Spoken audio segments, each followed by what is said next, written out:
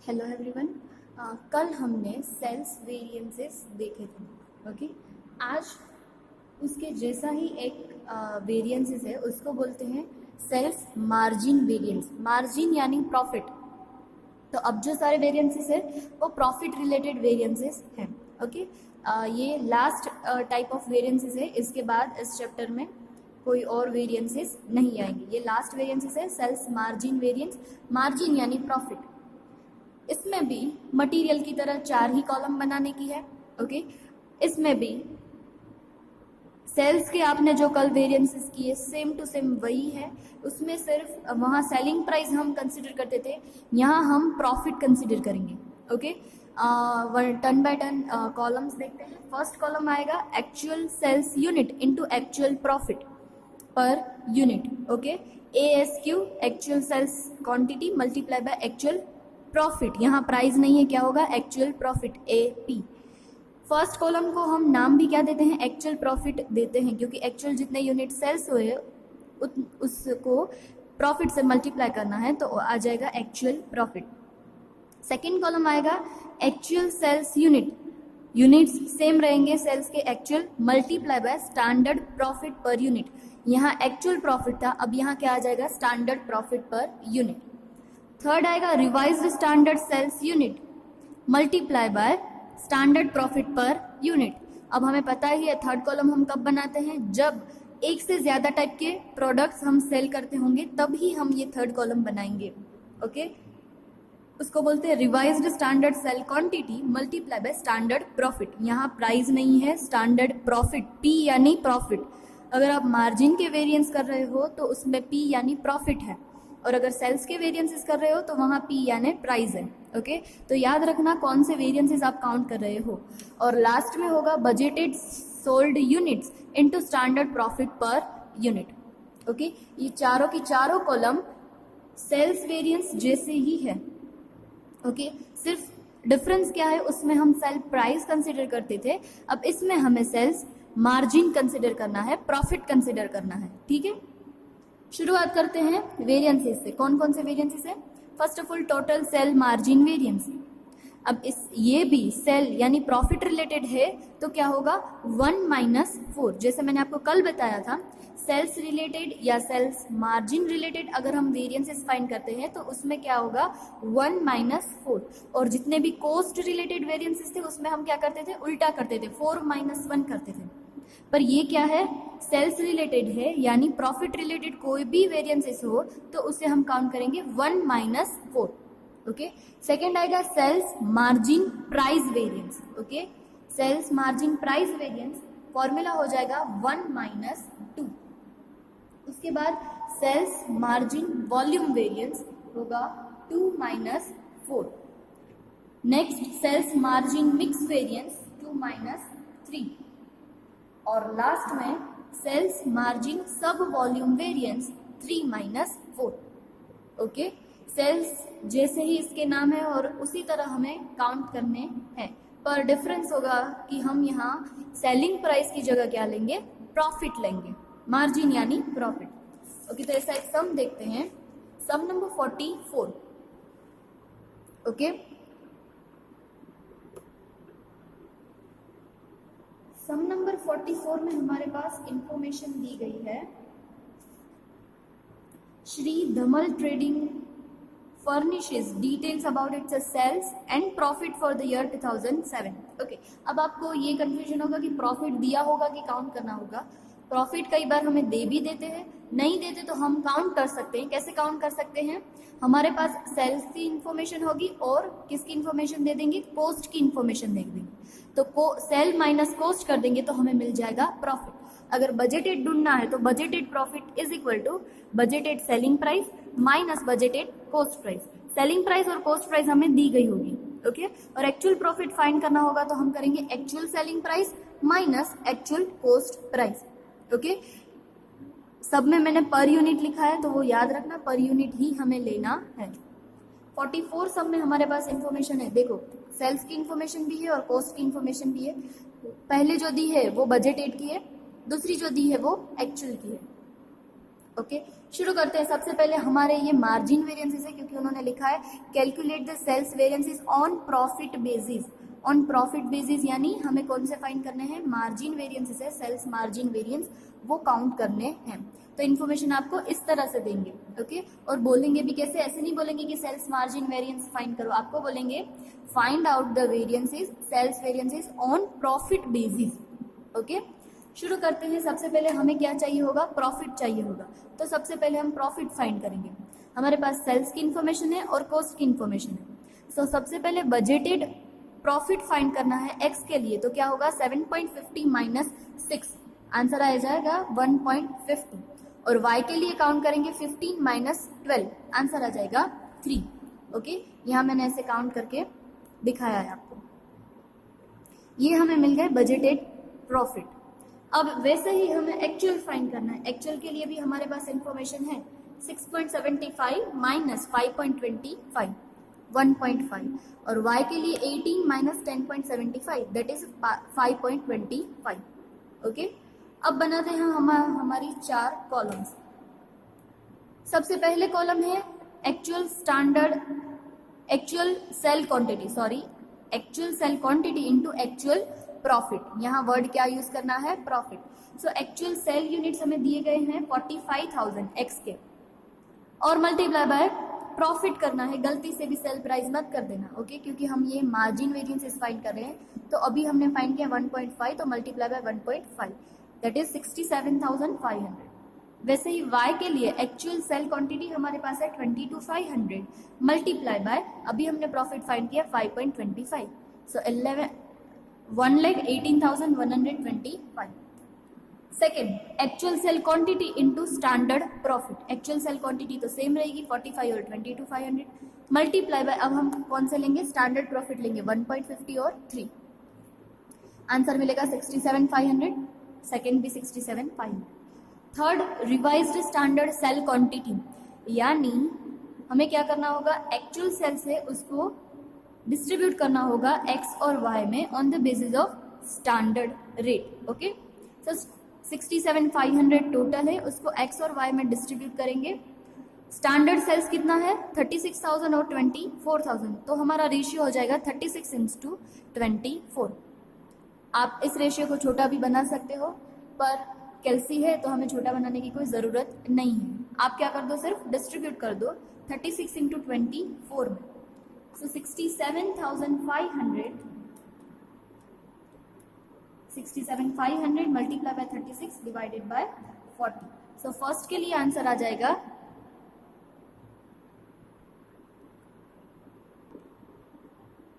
Okay क्या करेंगे 67,500 multiply by 36 divided by इन दोनों का टोटल 60, तो आंसर आ जाएगा 40,500। ओके और सेकंड के लिए आंसर आएगा 67,500 मल्टीप्लाई बाय 24 डिवाइडेड बाय 60, तो आंसर आ जाएगा 27,000। जैसे हमने सेल में किया था वैसे ही सेल मार्जिन में भी करना है। और multiply by standard profit, standard profit कितना है 1.50 और 3, आंसर मिल जाएगा 6750 और 81,000। लास्ट है वो हमारा क्या है, budgeted profit, budgeted sale quantity into standard profit. Budgeted sale quantity हमारे पास है 36,000 और 24,000, 36,000 24,000 multiply by budgeted profit. Budgeted profit कितना है 1.5 और 3, आंसर मिल जाएगा 54,000 और 72,000। ओके उसके बाद वेरिएंसेस काउंट करने हैं। Total sale margin variance formula है 1 माइनस 4, एक्स के लिए और वाई के लिए दोनों के लिए काउंट करेंगे और टोटल हो जाएगा 59,625। Second sales margin price variance यानी 1 माइनस 2, 1 माइनस 2 एक्स के लिए भी फाइंड करेंगे और वाई के लिए भी, दोनों का साथ में आंसर आएगा 50,625। उसके बाद सेल्स मार्जिन वॉल्यूम वेरिएंस होगा 2 माइनस 4, 2 माइनस 4 एक्स के लिए आएगा 13,500 और वाई के लिए आएगा अनफेवरेबल 4,500, सो दोनों का साथ में मिला के आ जाएगा 9,000। उसके बाद सेल्स मार्जिन मिक्स वेरिएंस में क्या होता है 2 माइनस 3, एक्स के लिए आएगा 6,750 और वाई के लिए आएगा अनफेवरेबल 13,500। दोनों का साथ में आ जाएगा -6750 अनफेवरेबल। और लास्ट है sales margin sub volume variance 3 - 4। X के लिए आएगा 6750 और वाई के लिए भी 9000, दोनों का साथ में होगा 15750। ओके, इजी है। आपको जो मैं सम आज होमवर्क में दे रही हूँ उसके रिलेटेड थोड़ी डिस्कशन कर लेते हैं। ओके, सबसे पहले आप होमवर्क लिख लो कि आपको कौन कौन से होमवर्क में सम करने हैं। इलस्ट्रेशन 15-16। ओके, इलस्ट्रेशन 15-16 सेम जो हमने अभी की है, मार्जिन वेरिएंस रिलेटेड ही है। 41, 42 और 36 ये तीनों भी क्या है, मार्जिन रिलेटेड ही सम्स हैं।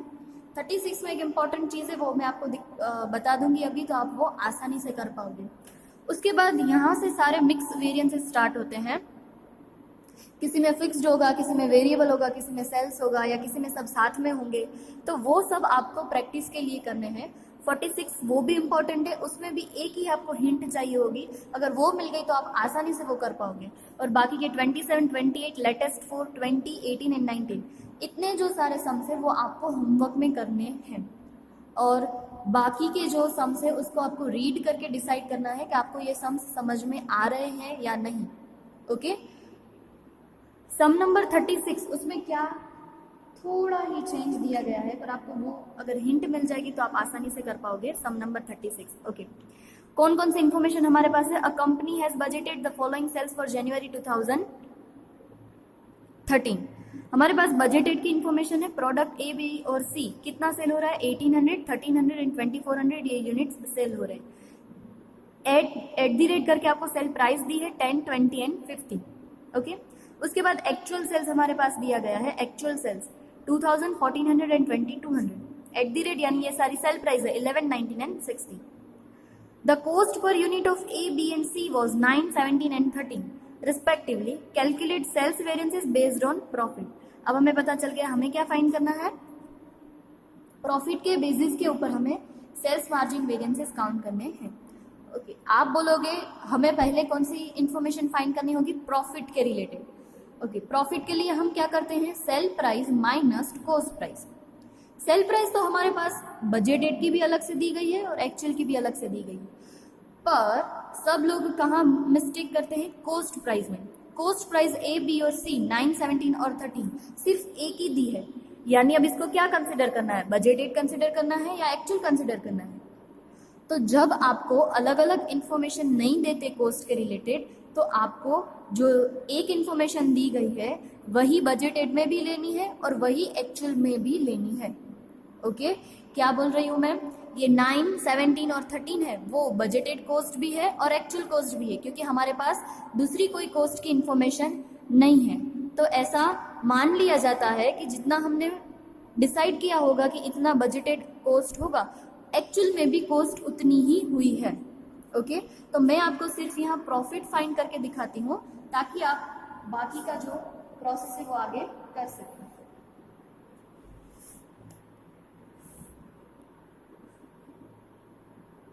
सम नंबर 36 में आपको क्या करना है, पहले बजटेड प्रॉफिट में आपको फाइंड करके दिखाती हूँ। बजटेड प्रॉफिट फिर से मैं रिपीट कर रही हूँ, आपको जो कॉस्ट प्राइस दी गई है वो बजटेड भी वही लेनी है और एक्चुअल भी कॉस्ट प्राइस वही लेनी है, 9, 17 एंड 13। सो बजटेड प्रॉफिट का फॉर्मूला क्या होगा, budgeted sale price minus budgeted cost per unit. Okay, sale price हमारे पास ए, बी और सी, सेल प्राइस हमारे पास बजटेड है 10, 20 और 15। कॉस्ट कितनी है मैंने यहाँ लिखी है 9, 17 और 13। सो आंसर आ जाएगा बजटेड प्रॉफिट ए के लिए 1, बी के लिए 3 और सी के लिए 2। ओके, उसके बाद एक्चुअल प्रॉफिट। एक्चुअल प्रॉफिट में आपको क्या करना है, एक्चुअल प्रॉफिट उसका फॉर्मूला है actual sale price minus actual cost price. जब हमारे पास अलग अलग इंफॉर्मेशन नहीं होती है तब हम क्या करते हैं, जो हमने बजटेड में लिया था कॉस्ट प्राइस वही हम एक्चुअल में ले लेंगे। सो प्रोडक्ट ए, बी और सी के लिए हम कैसे काउंट करेंगे, सेल प्राइस हमारे पास एक्चुअल दी गई है 11, 19 एंड 16। कोस्ट कौन सी लेंगे? यही लेंगे, 9, 17 और 13। 11 माइनस 9 2, 19 माइनस 17 2, 16 माइनस 13 3। ये हमें मिल गया एक्चुअल प्रॉफिट और ये मिल गया हमें बजटेड प्रॉफिट। तो इसके बाद आप आराम से कॉलम में इंफॉर्मेशन पुट करके सम कर सकते हैं। Okay, clear? और एक होमवर्क में मैंने सम दिया है, सम नंबर 46। यस, मोस्ट इंपॉर्टेंट सम है सम नंबर 46। उसमें भी आपको सिर्फ एक ही हिंट की ज़रूरत है, अगर आपको वो मिल जाएगी तो आप आसानी से वो सम कर पाओगे।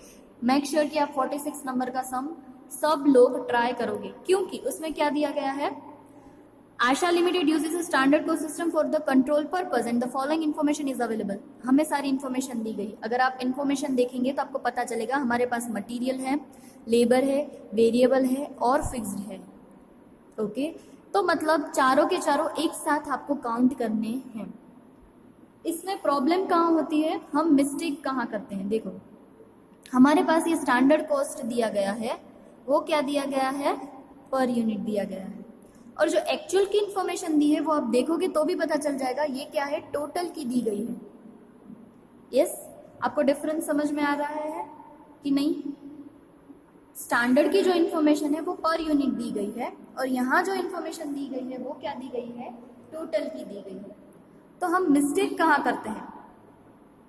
हम जो इन्फॉर्मेशन लिखते हैं पहले जो बाइफरकेट करके लिखते हैं कि कौन सी चीज़ कहाँ आएगी, तो हम कैसे लिखते हैं, हम ऐसे लिखते हैं सम नंबर 46। हम क्या करते हैं, यहाँ लिखते हैं बजटेड और यहाँ लिखते हैं एक्चुअल। सबसे पहला हमारा होता है आउटपुट, फिर आएगा मटेरियल है तो मटेरियल, पहले मटेरियल के फाइंड कर रहे हैं तो सिर्फ मटेरियल की इंफॉर्मेशन ही लिखेंगे मटेरियल, और मटेरियल के लिए हम लिखेंगे प्राइस। आपको यहाँ इंफॉर्मेशन दी गई है budgeted production and sales unit 10,000 units, और जो यहाँ इंफॉर्मेशन दी है वो क्या है, पर यूनिट दी है। तो हमारी मिस्टेक यहाँ होती है, हम आउटपुट में कितने यूनिट ले लेते हैं, बजटेड में 10,000 ले लेते हैं। वही हमारी क्या होती है, सबसे पहली मिस्टेक होती है। हमारे पास यहाँ जितनी भी इंफॉर्मेशन दी गई है वो पर यूनिट की इंफॉर्मेशन है, तो हम यहाँ आउटपुट में कितना लिखेंगे, 1 ही लिखेंगे, 10,000 नहीं लिखेंगे। मैं रिपीट कर रही हूँ मेरी बात, क्या करना है, बजटेड 10,000 यूनिट के रिलेटेड है, वो बात सही है, पर हमारे पास जितनी भी स्टैंडर्ड की इंफॉर्मेशन है वो क्या है, पर यूनिट दी गई है। मटेरियल 2 kgs एट 10 पर kg, यानी एक यूनिट बनाने के लिए हम कितना मटेरियल यूज कर रहे हैं, 2 kg मटेरियल यूज कर रहे हैं, और उसकी प्राइस कितनी है, 2 kg यूज कर रहे हैं, और प्राइस कितनी हो जाएगी हमारी 10 पर kg। ओके, तो ये इम्पॉर्टेंट है क्योंकि हम यहाँ क्या ले लेंगे, गलती से 10,000 ले लेंगे तो हमारा यहाँ नीचे इन्फॉर्मेशन भी चेंज करनी होगी। फिर आप क्या करोगे, आउटपुट 10,000 मटेरियल 2, तो इसका मतलब क्या हुआ, 10,000 यूनिट्स बनाने के लिए आप 2 kg यूज कर रहे हैं। ओके, सो अगर आप यहाँ 10,000 लेंगे तो फिर आपको ये और ये सारी चीज़ें चेंज करनी होगी। तो इससे अच्छा आप यहाँ क्या ले लो, पर यूनिट 1 ले लो, क्योंकि हमारे पास स्टैंडर्ड की जो इन्फॉर्मेशन दी गई है वो पर यूनिट ही दी गई है।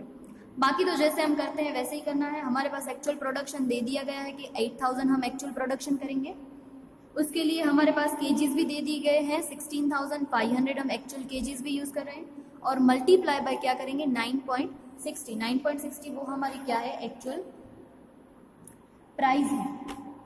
ओके, आई होप आपको ये समझ में आया होगा कि क्यों मैंने वहाँ 1 लिया है। बाकी तो फिर जैसे आप सम काउंट करते हैं वैसे ही करना है, actual quantity into actual price, actual quantity into standard price. यहाँ एक से ज़्यादा नहीं है तो थर्ड कॉलम नहीं बनेगी। Standard quantity for actual production कैसे करेंगे, एक यूनिट बनाने के लिए अगर 2 kg यूज हो रहे तो 8,000 यूनिट बनाने के लिए कितना, सो 16,000 मल्टीप्लाई बाय 10, क्योंकि स्टैंडर्ड प्राइस 10 है। ओके, सिर्फ याद रखना है कि आप स्टैंडर्ड लेबर में भी करोगे तो उसमें भी वही करना है, आउटपुट कितना लोगे 1, क्योंकि आपके पास जो इन्फॉर्मेशन दी गई है वो 1 यूनिट की दी गई है। ओके, 1 यूनिट बनाने के लिए आप 2 आवर्स यूज कर रहे हो और पर आवर आपकी प्राइस कितनी है, 3। ये सम इम्पॉर्टेंट है, 46 नंबर का सम सब लोग होमवर्क में करेंगे। कोई भी डाउट हो तो आप मुझे ग्रुप में पूछ लेना, और अगर आपको ज़रूरत लगे तो मैं आपको इस सम की फ़ोटो भी भेज दूँगी। होमवर्क के सम फिर से रिपीट कर रही हूँ, याद रखना इलस्ट्रेशन 15, 16, 41, 42, 36, 46 इंपॉर्टेंट है, उसके बाद 27, 28, लेटेस्ट 4, 20, 18 एंड 19, ये सारे सम है मुझे जो इंपॉर्टेंट लग रहे थे वो सारे सम मैंने आपको बोले हैं। उसके अलावा भी आपको सारे सम देख लेने हैं, उसमें कोई भी अगर आपको डाउट हो तो आप पूछ सकते हैं। Okay, thank you.